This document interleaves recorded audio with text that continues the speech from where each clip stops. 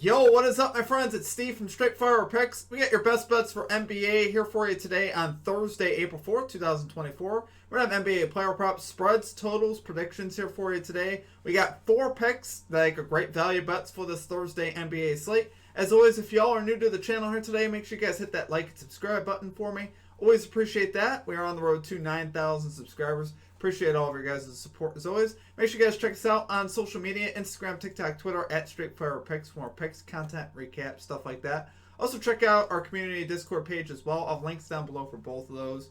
It's absolutely free to check that out. I'm in there so you guys can chat with me in there. And also get more ideas for picks and things like that. And also drop your favorite pick down below for today's action.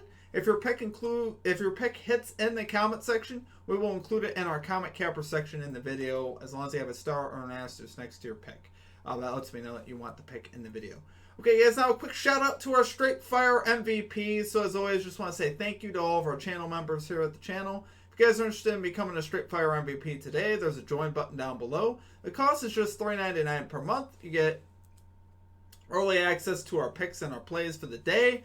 Usually a couple hours in advance of the video. That's the biggest value add with that. Outside of that, you get a badge next to your name, some custom emojis, role play in the Discord, and shoutouts on the video. And also a great way to support the channel. Like I said, it's just $3.99 per month, and it helps us out a lot. So I appreciate all of you guys. I appreciate all the support you guys are giving at the channel. Enough on that. Let's do a recap from yesterday. It wasn't like horrible, but it wasn't great. Obviously, we ended up going 2-2. Minus 1.01 units. So obviously it was not a good day for us. We had Jordan Poole over 9.5 rebounds and assists. This was our 2-unit play. This is why we ended up losing a unit on the day, because we went for 2 units on Jordan Poole. Yeah, and he ended up finishing with 7, I believe, and got pulled late. Now, of course, I don't think he would have gotten it late anyway, but well, I go back and check usually down by the, going play by play. And so I tuned it out about 6 minutes to go in the fourth, and I just wanted to see, if he went on a run. He did. He picked up a couple of assists late, and it's when they had 109 points, and he had 7 rebounds and assists, and I saw that they finished with 120 points. So I was like, man, maybe he got there. And I saw right after that he got pulled out.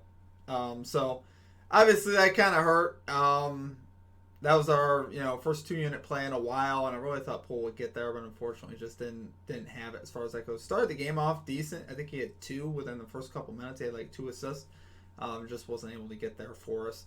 Then our other miss of the night was the Thunder on the spread, plus 11 spread. They were down by 7, nearing the end of the third quarter. Fourth quarter, they were still covering for a little bit, and then the Celtics went on a huge run and put this completely out of reach. They ended up losing by 35. Got completely destroyed in the fourth quarter.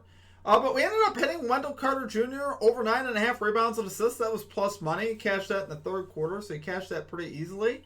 And then we also cashed the under 226.5 points in the Cavs-Suns game as well. So that ended up being a good hit for us. So like I said, we ended up going 2-2, minus 1 unit. Could have been worse. Obviously could have been a lot better.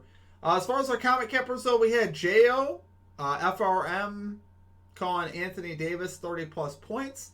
That was a great call out there from him. He also had Cade Cunningham 30-plus points, but that ended up getting voided because he didn't end up playing. But great call out there from J.O. But let's get back after it today, guys. Let's get a 4-0 sweep tape. We do got another 2-unit play for you today. I'm not going to shy away from them. We're going to cash a 2-unit play. We're going to do it. So let's get after it today. Let's get right into our picks here. And number 1, we are going with the under 227.5 points in the Warriors-Rockets game here. Minus 108 odds on FanDuel. This is our 2-unit play. We're putting a full 2 units on this.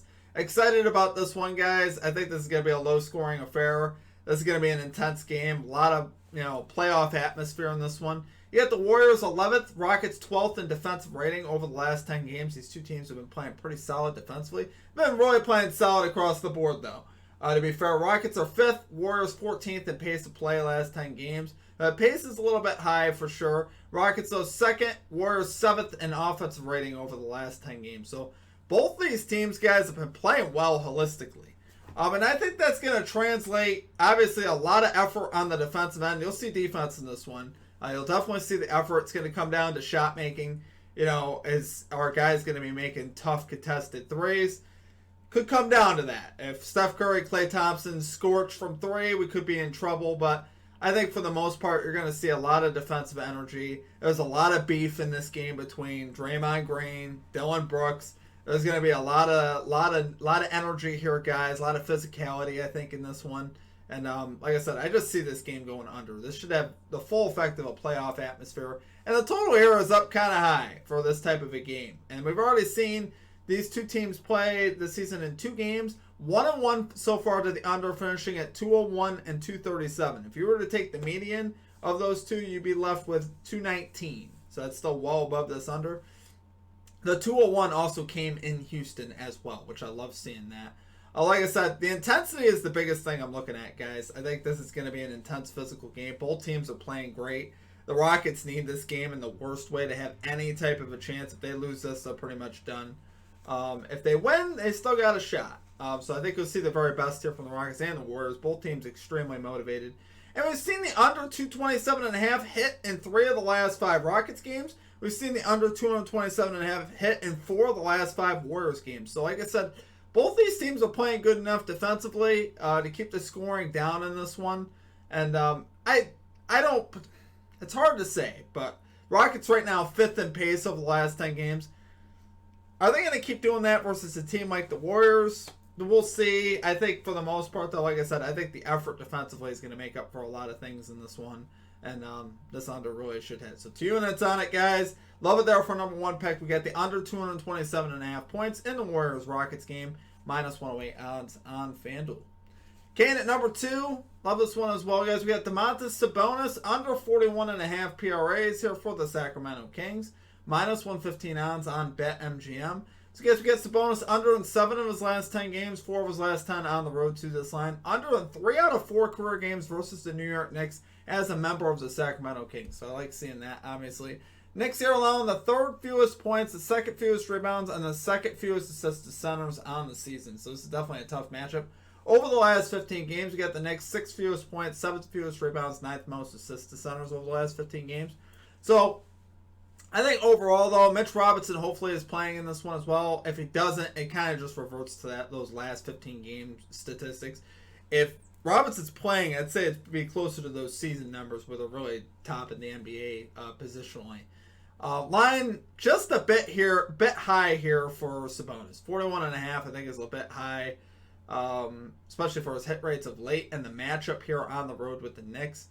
I don't see this being the spot where Sabonis is going to be able to take advantage of that. Obviously, the Knicks in general don't allow a ton of assists or rebounds for that matter, and I think they keep Sabonis down, especially if Robinson's playing. I'd love to see Robinson out there. Even if he's not, though, Hartenstein, I think, could hold it down here for the Knicks. So, love it there for our number 2 pick. We got Domantas Sabonis under 41.5 PRAs here for the Sacramento Kings. Minus 115 odds on BetMGM. Okay, at number 3, we got the Atlanta Hawks plus 12 spread here versus the Dallas Mavericks. Minus 110 odds on FanDuel. So, yeah, we're taking another big plus spread, which is always a little scary. But here, guys, I do like this one. They're in Dallas, but we've seen the Hawks play some great basketball of late, right? They've won 6 of their last 7 games, including 2 versus the Boston Celtics. That's impressive. Beating the Celtics twice is really impressive. So I think this is... The Hawks have been honestly playing some solid basketball of late, and typically I would not trust them to cover a spread on the road. But I think in this spot, with as high as the spread is, I don't mind taking the Hawks here to cover. The Mavs... Actually, normally good against the spread team, but not so much at home. They're 18 and 19 against the spread at home, so they're a little bit more of a letdown actually at home. And the Hawks here are 13 and 23 on the road against the spread. But like I said, they've been a little bit better of late. Hawks here 4th in offensive rating, 21st in defensive rating over the last 10 games. So really offensively is where the Hawks have been cooking. Obviously with DeJounte Murray and stuff like that. And they've even been a little bit better defensively, too. 21st is an improvement for them. Mavericks here 14th in offensive rating, 4th in defensive rating over the last 10 games. So, like I said, it's not an even matchup. The Mavericks should win this game. I'm not saying the Hawks are going to win this game. But I think the Hawks can keep it close. They got a lot here still to play for. They're, don't have any major concerns on the injury report. Anything new, rather, I should say.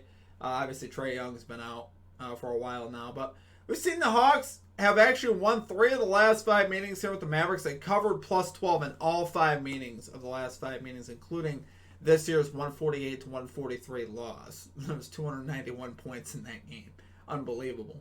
Like I said, 12 just seems a bit high here on the spread for our Hawks team. Like I said, they've played much better here and has solid history here versus the Mavericks. So, love it there, guys, for our number 3 pick. We got the Atlanta Hawks plus 12 spread here versus the Dallas Mavericks. Minus 110 odds on FanDuel. Okay, and finally at number 4, we got Terry Rozier over 8.5 rebounds and assists, plus 100 odds on DraftKings. So, guys, we got Rozier over in 2 out of 3 games versus the 76ers this season. The only miss that he had was when he played just 20 minutes in that game when he was with the Hornets. But his other logs, he had logs of 9 and 15 in the other 2. So, I think here in this matchup, I think, once again, being at home, I'm expecting him here to go over. I think being at home is better for rebounds and assist line. Normally, the opposing team doesn't shoot as well on the road. And normally, your team shoots a little, your role players shoot better at home. So the players that he's passing to hopefully knock down their shots. That's really the big thing that we're looking for here today. 76ers allowed the second most assists to point guards over the last 7 games. The 17th most rebounds to point guards over the last 7 games. So not a bad positional matchup.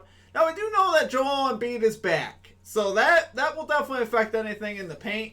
Rozier, a lot of times his passes come on the perimeter anyway. His are, kickouts to an open 3-point shooter. So that's why his assist line, ends up being, 4.5 or something like that. His assist line's pretty low because a lot of those are kickouts. So we need the Heat to knock down their open shots. When he does kick it out, we need the open shots to be knocked down. That's the big thing. But he's still averaging 15.4 rebound and assist chances over the last 10 games, despite hitting this line in 3 of the last 10 games. But 5 of the last 10 at home he's hit, finishing on the hook with 8 3 times at home. So, like I said, his numbers at home are a little bit better as far as that goes. And we've already seen the success versus Philly. And the last time he played the 76ers as a member of the Heat, he had 1 game, and he had 9 at Philly. So I think he can have more even at home here, potentially. Expect him to play about 33 to 35 minutes here is what you can expect from Rozier. Big game, obviously, for both these teams in the Eastern Conference. Still a lot to play for, so you're going to see the full complement of minutes from him.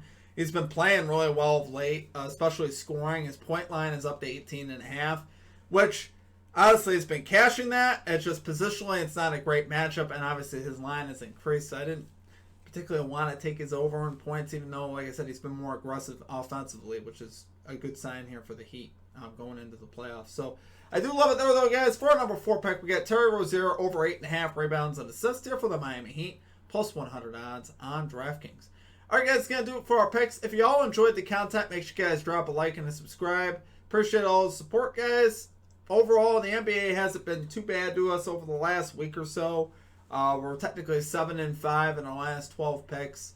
Like I said, we went 2-2 yesterday, and we ended up losing money because we put 2 units on pool. I wish pool was the one that we cashed.